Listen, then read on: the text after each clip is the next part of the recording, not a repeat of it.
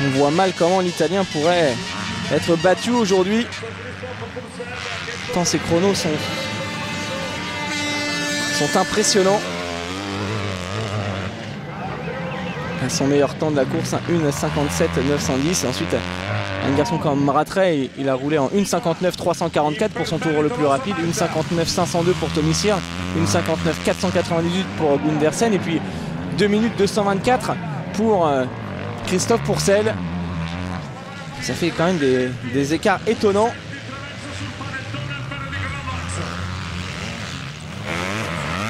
Il sera d'ailleurs intéressant de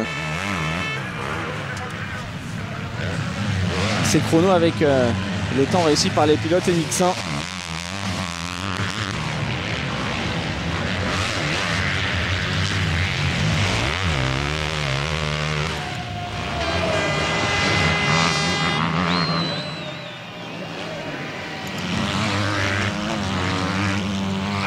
Et le dernier tour de cette première manche.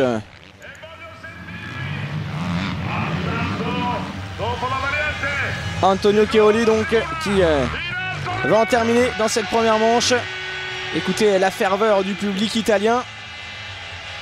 Et comme avait su le faire David Philippers l'année dernière, Chiaroli va remporter cette première manche à domicile.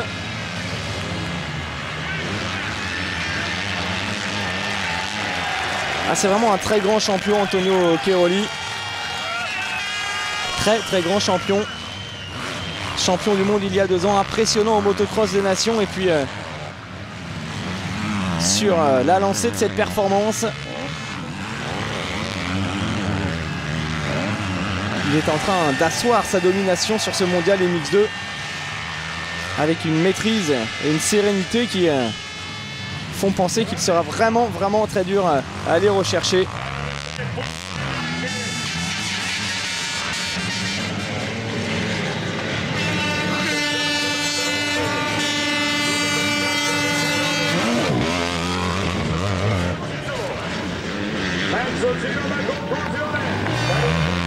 Allez, il déroule.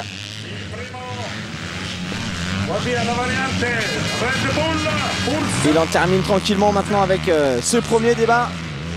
Et la victoire qui se précise pour Antonio Chiaroli. Derrière, une place de gagné pour Nicolas Aubin qui pointe désormais en 11e position. Place de gagné également pour Xavier Bogue, 15e actuellement. Et Grégory Aranda, 19e devant Gauthier Paulin.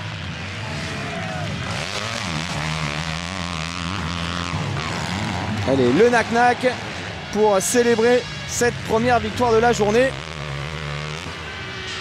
Et c'est fait donc, Antonio Chiaroli qui enchaîne.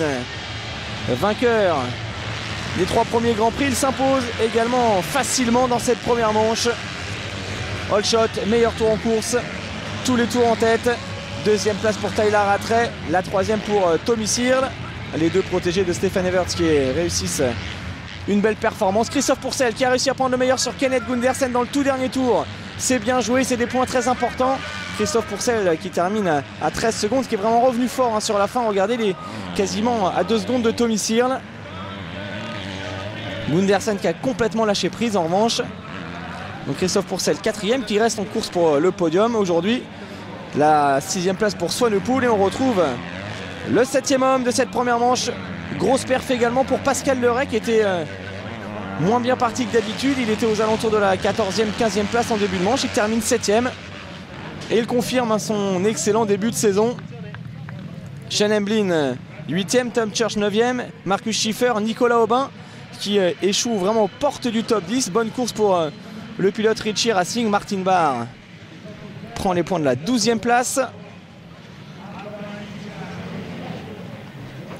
On devrait retrouver ensuite Verbruggen, Frossard, le champion d'Europe et le vice-champion d'Europe, 13e et 14e. Rui Goncalves, Xavier Bogue encore dans les points.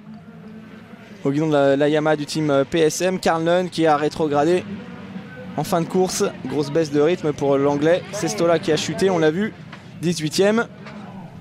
Et après des points pour Aranda et malheureusement Gauthier Paulin qui s'est fait doubler dans le dernier tour et qui perd son premier